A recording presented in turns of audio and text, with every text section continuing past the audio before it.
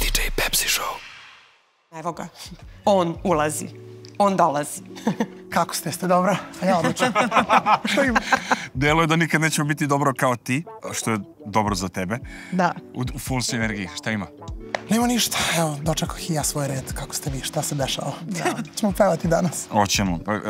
Vidim čije si sve koncerte organizovao. Da. Šta si najviše naučio iz tih koncerta? Svaka zvezda sa kojom sam radio drugačija. Tako da je trebalo se prilagoditi svakome.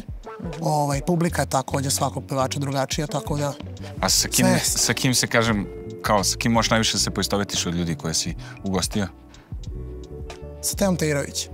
Šta vam je slično u senzibilitetu? Ništa nije nama slično u senzibilitetu, ali mi je dala jedan savjet kojim se ja vodim.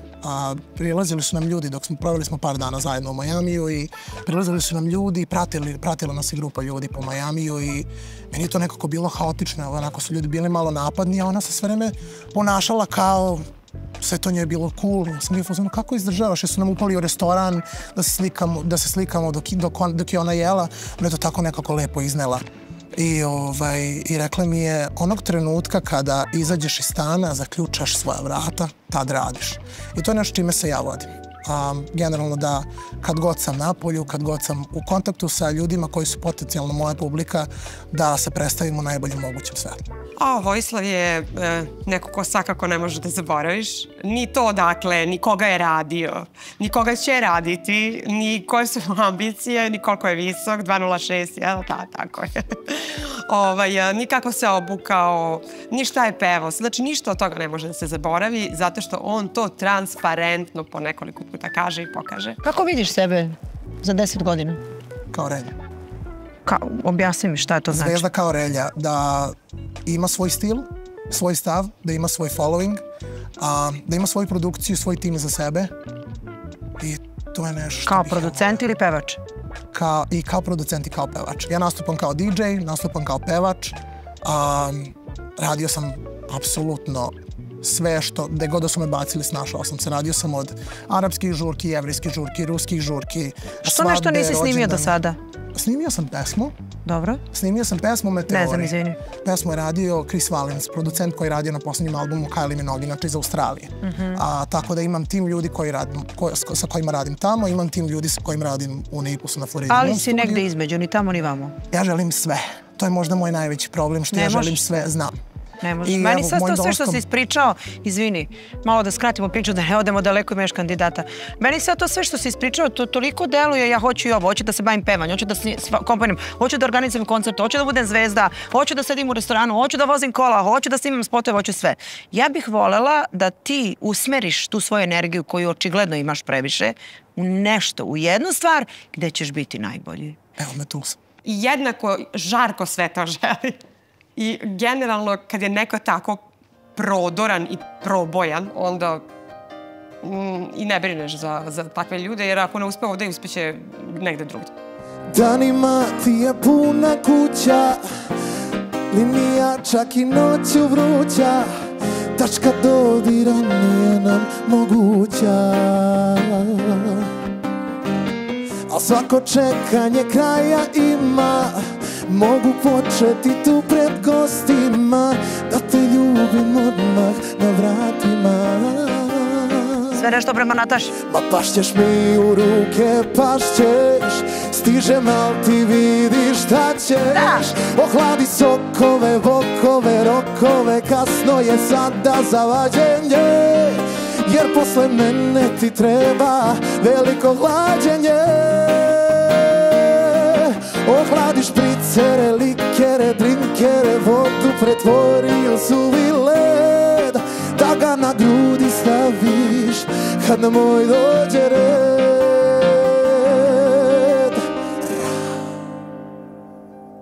Dobro. Dalje? Naravno. Meni je bitno da ja radim ono što volim. A ja ceo ovaj posao mnogo volim. I to znaju ljudi koji su sarađivali sa mnom. Da sam jako lag za saradnju. Težak, zahtevan, ali lag za saradnju. I kod mene se uvek Kod mene se vidi da ja ovome svemu uživam. Ja sam krik, ja sam ološ i lažem ko pas, lažem ko pas. U čaši tad se udavim i tugu nekoju valim, da tugu nekoj drugoj uvalim. U čaši tad se udavim i tugu nekoju valim, da tugu nekoj drugoj uvalim. Od jastuka do jastuka kradem snove, stvaram bore. Od jastuka do jastuka tražim nove i da me vole. Od jastuka do jastuka kražem snove, stvaram bore, otkidam bez pitanja, nja. Do jastuka tražim nove, da me vole do zadnjeg svitanja. Od jastuka do jastuka.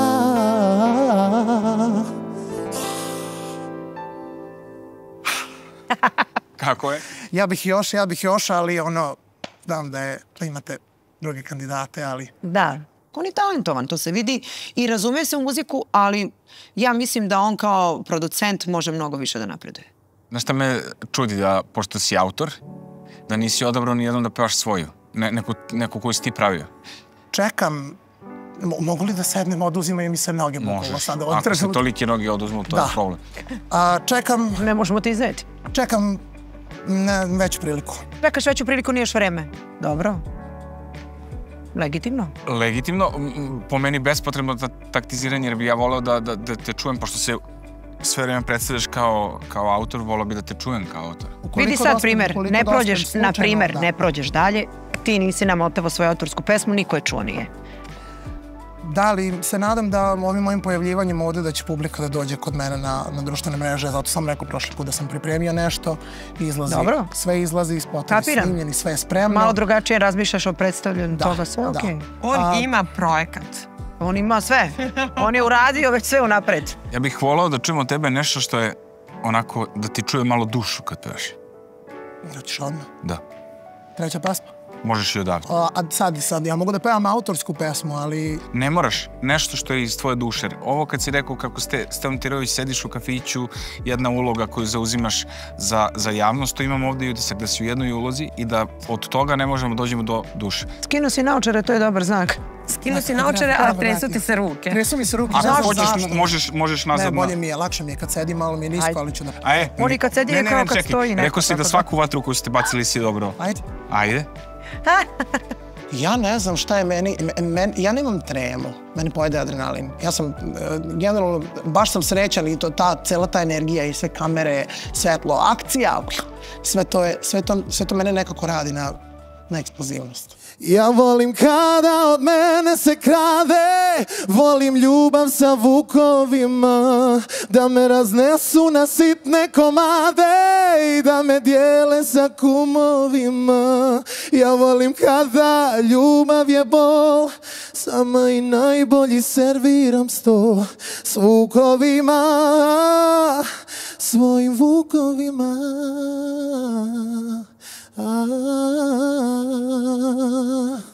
Cool, dođi tu. Hvala. Moji će ti ono i drugarski kakav god savjet biti uvek da ne dozvoliš da ti ambicija pojede dušu. Ja ću možda malo sad grublje da ti kažem. Pregoreo si, ne možeš da znaš sve najbolje, posveti se onom što želiš. Slažem se, čovjek je talentovan u raznim aspektima. Ja recimo sam sjajna glumica i glumila sam. Ali pevanje me zanima, baš me briga za glumu. Glumu se malo šalila i išla dalje. Pevanje, ako to želiš, to pokazuj. Baš me briga da li ti živiš u Majamiju, da li si ti sedeo ovo, šta si ti radio. Daj da čujem dušu, malo emociju. Ja sam proveo prethodnih 8 godina u Americi faktički kao u zatvoru. Zaključan, željan svega ovoga ovde, željan scene. Verovatno je to sad. Gledao sam sve svoje prijatelje koji su prolazili, dolazili i nekako sam bio fazonu samo da dobijem te papire i da dođem. Samo da dođem, razumem? I onda zato gorim od želje. Da. Pregoreo si, ti si sad pregoreo u toj želji. sve što su rekli, za sve su u pravu. Ja gorim. Ja konstantno imam osjećaj kao da moram ovako da stojim. I evo, stojim, znači tu sam i ne smijem da se pomerim, a to mene jede. Hvala vam puno. Ništa. Ovo su savjeti toliko dragoceni. Eto. Iz te tačke se dolazi, nastupa, peva i predstavlja ljudima, jer to je način da te zavoli. Sad, sa koje odlaziš? Zapamti to, dobro zapamti to. Srećno. Gledamo se još. Ajde, Ćao. Zadovoljan sam kako sam se pokazao. Toliko su bili cool, toliko su bili fini. Znate, dolazio sam kod vas, boja sam se Seke. Seka je super. Baš je drug ispala. I Relja isto bio cool. Nataša uvek divna kao i uvek. Tako da baš sam happy. IDJ Pepsi Show.